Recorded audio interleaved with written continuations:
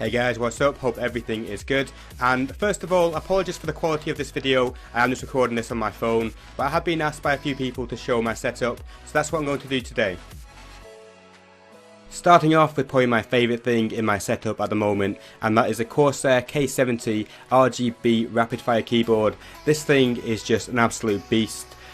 You have a metal backing, the quality is fantastic, and you have several different lighting effects. I'll show you in the dark now. So you have your basic visor effect where it scrolls through the colours, you have a rainbow effect like you can see on the screen now. You also have an effect when you type in a key, you get a ripple effect across the screen, and the absolute best thing about this keyboard is just how well made it is really. It's so solid and the keys feel brilliant to use. You get the great clicky sound when you tap the keys.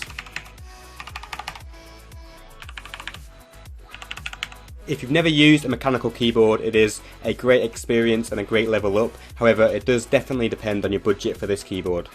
So moving on to the mouse, and I use a Zowie EC2A. This mouse was actually developed by Heaton, the 1.6 legend. That's where the EC part comes from. It actually stands for Emil Christensen, his initials. This mouse is as basic as it gets for a competitive mouse, and that's what makes it so good. It's a nice shape, the center on it is brilliant, the buttons are in a nice position, and it's just plain. There's no gimmicks to it. It's a nice lightweight mouse that is easy to move around, and it's probably the best mouse I've used to date so far. I do have the small one. You can get an EC1A, which is slightly bigger, and to be honest, if I can go back, I probably would get the slightly bigger one, as this is a bit too small for me, but it's not massively too small. It does work well for me and I can use it quite well, so this mouse definitely gets a recommendation. However, if you have bigger hands, go for the EC1A. The mouse mat I use is a QCK Plus. I have used this mouse mat for years and years and years. The only thing I ever change is sometimes I get a QCK Heavy, however usually it's a QCK Plus. So I'm just going to show you some other mice that I have. So this is the SteelSeries Rival in white. I used this for quite a while, over a year, and the only reason I switched in the end was because the sensor kept on spinning out and it got to the point where it was too often, so I just had to switch and I decided to go for the Zowie. The SteelSeries Rival does have a brilliant shape and it is a good mouse. The Intelli3 is a mouse that I used for absolutely many years. It's a very legendary mouse. It is a bit outdated these days, but still a quality old school mouse.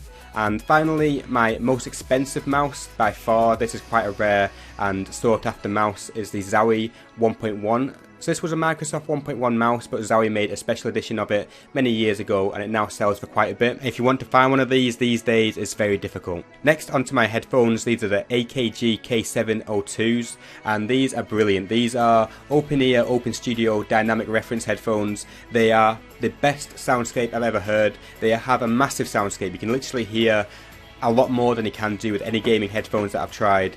Unfortunately, I don't have a mic, so what I did buy is a mod mic. What this does is just snap onto the side of the headphones, so that means you can still use your favourite headphones that don't already have a microphone. And honestly, if you do use gaming headphones, I would recommend looking into just upgrading to a decent pair of quality standalone headphones and using a mod mic. It works brilliantly.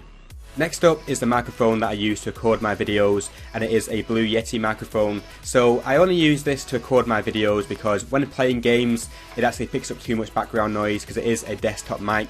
So I use my mod mic on my headphones when playing on TeamSpeak and things like that, or when streaming, and I use this microphone just to record my videos because it has much better audio quality and there's nothing else going on around me when I'm recording my videos.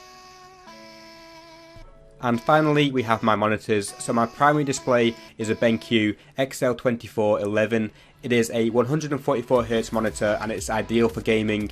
When you're playing FPS in any type, you want at least 120Hz, so 144Hz is great. The colours are good on it and it's just the right size for playing CSGO. So this is my primary monitor, and my secondary monitor is also a BenQ, and it is a XL2410T. This is a 120Hz monitor and is also a good choice, although I don't think it's made anymore. But it is a great secondary monitor, and I did use it as a primary monitor for many years when I first bought it, so definitely another recommendation.